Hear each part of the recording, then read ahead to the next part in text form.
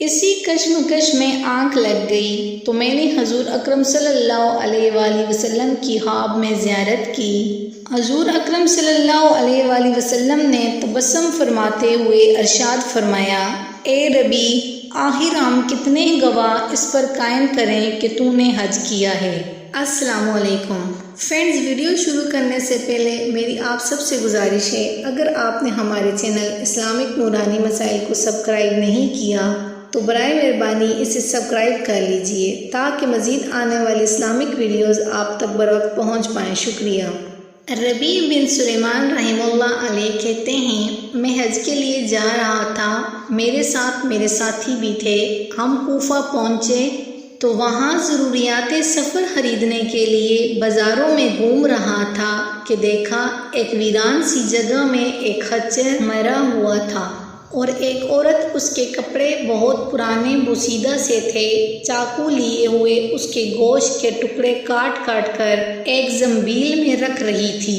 مجھے یہ خیال ہوا کہ یہ مردار گوشت لے جا رہی ہے، اس پر سکوت نہیں کرنا چاہیے، شاید یہ عورت لوگوں کو یہی پکا کر کھلاتی ہو۔ سو میں چپکے سے اس کے پیچھے ہو لیا، اس طرح کہ وہ مجھے نہ دیکھے۔ وہ عورت ایک بڑے مکان میں پہنچی جس کا دروازہ بھی اونچا تھا۔ اس نے جا کر دروازہ کھٹکایا، اندر سے آواز آئی، کون ہے؟ اس نے کہا، کھولو، میں بدحال ہوں۔ دروازہ کھولا گیا اور گھر میں 4 لڑکیاں نظر آئیں جن کے چہرے سے بدحالی اور مصیبت کے آثار ظاہر ہو رہے تھے۔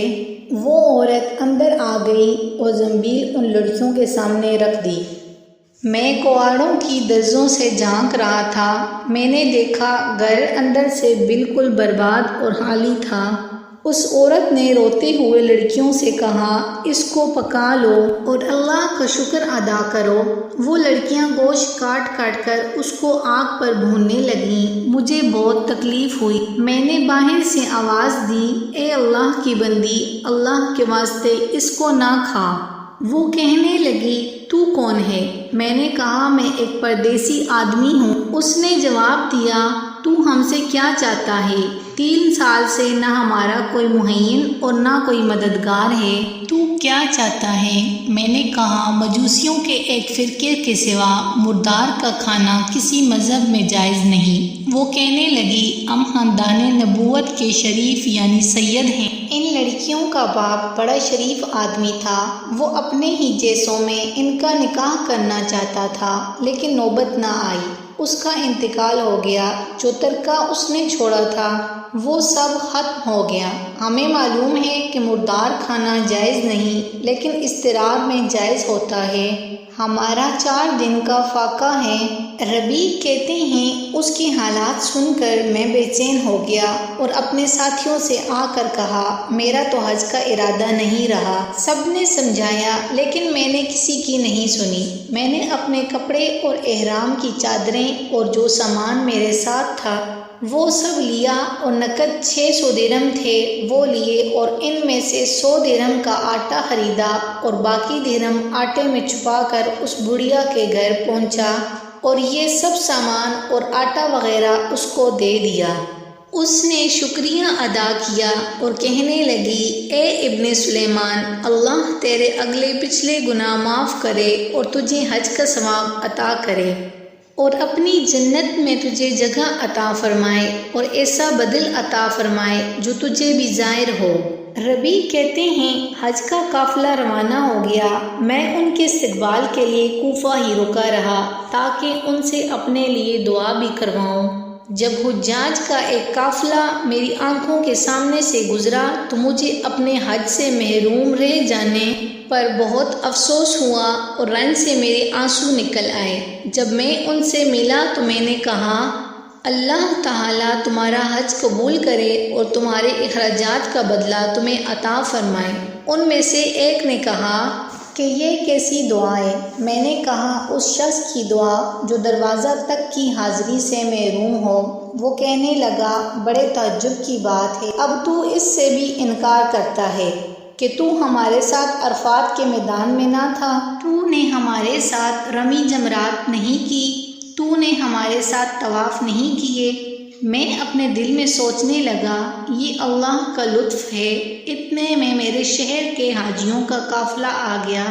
میں نے کہا اللہ تعالیٰ تمہاری صحیح مشکور فرمائے، تمہارا حج قبول فرمائے۔ وہ بھی کہنے لگے تو ہمارے ساتھ عرفات میں نہیں تھا، رمی جمرات نہیں کی تو نے ہمارے ساتھ، اب تو انکار کر رہا ہے۔ ان میں سے ایک شخص آگے بڑھا اور کہنے لگا بھائی انکار کیوں کرتے ہو؟ تم ہمارے ساتھ مکہ میں نہیں تھے یا مدینہ میں نہیں تھے؟